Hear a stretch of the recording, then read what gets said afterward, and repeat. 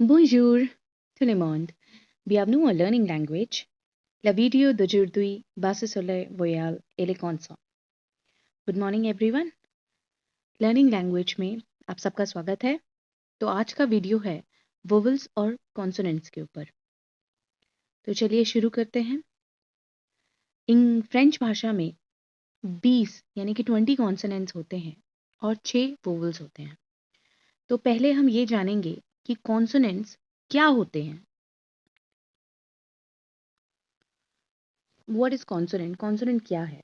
Consonant बोलते वक्त एक ऐसी साउंड आती है जिस समय हमारा मुंह बंद होता है और हवा का बाहर आने में कोई ऑब्स्ट्रक्शन होता है, मतलब कोई चीज़ उसको रोकती है, उसे हम कॉन्सोनेंट कहते हैं। तो अब देखिए कि फ्रेंच में जो कई वर्ड्स होते हैं उनका जो लास्ट अल्फ़ाबेट होता है, अगर वो सी है, एल है या एफ है या आर है, ये है तो वो प्रोनाउंस किया जाएगा। और अगर ये नहीं है, इसके अलावा कोई भी अल्फ़ाबेट है, तो वो प्रोनाउंस नहीं किया जाएगा। एक बार दोबारा सुनिए ध्यान से। फ्रेंच भाषा में कोई भी वर्ड है जिसका आखिरी अल्फ़ाबेट अक्षर अगर सी है या एल है या एफ है या आर है, तो उसे प्रोनाउंस किया जाएगा। और अगर इन चारों के अलावा कोई भी अल्फ़ाबेट है, तो उसे प्रोनाउंस नहीं किया जाएगा। तो फॉर एग्जाम्पल जैसे हम लेते हैं, मैंने कुछ एग्जाम्पल्स दिए हैं, अब इनका प्रोनाउंसिएशन करते हैं। त्वा, त्वा, यहाँ पे एस को प्रोनाउंस नहीं किया गया। आगे चलते हैं। आवेक, आवेक, क को यहाँ प्रोनाउंस किया, सी को। नफ, नफ,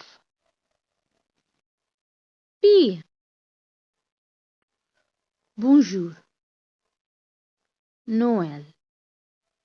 अभी आपने देखा जितने भी एग्जाम्पल्स थे, इन चारों अल्फाबेट्स के अलावा कोई भी वर्ड होगा, सॉरी अल्फाबेट होगा, तो उसका प्रोनाउंसिएशन नहीं किया जाएगा। ठीक है। नेक्स्ट पॉइंट है कि जो एच होता है, मैंने अल्फाबेट्स के वीडियो में भी बताया था कि एच हमेशा साइलेंट रहता है, उसे कभी भी रीड नहीं किया जाता। तो अगर वो शुरुआत एच से हो रही है तो आप उसके नेक्स्ट को प्रोनाउंस करेंगे, अगर किसी वर्ड के बीच में है तो आप उसे प्रोनाउंस नहीं करेंगे। जैसे कि फॉर एग्जाम्पल है होटल, एच को प्रोनाउंस नहीं करेंगे। चलिए आगे बढ़ते हैं। लेवोयाल मतलब द वोवेल्स। वोवेल्स क्या होते हैं? वोवेल्स को हिंदी में हम स्वर भी कहते हैं। वोवेल एक ऐसी साउंड है जिसे बोलते वक्त हमारे मुंह में हवा को कुछ भी नहीं रोकता है, जिसे हम क्लियरली बोल देते हैं।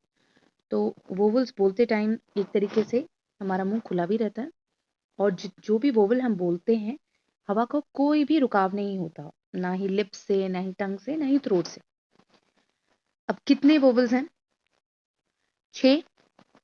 ए, ई, आई, ओ, यू और वाई।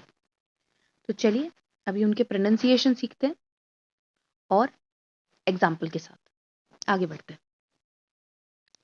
ए साउंड क्या आएगा?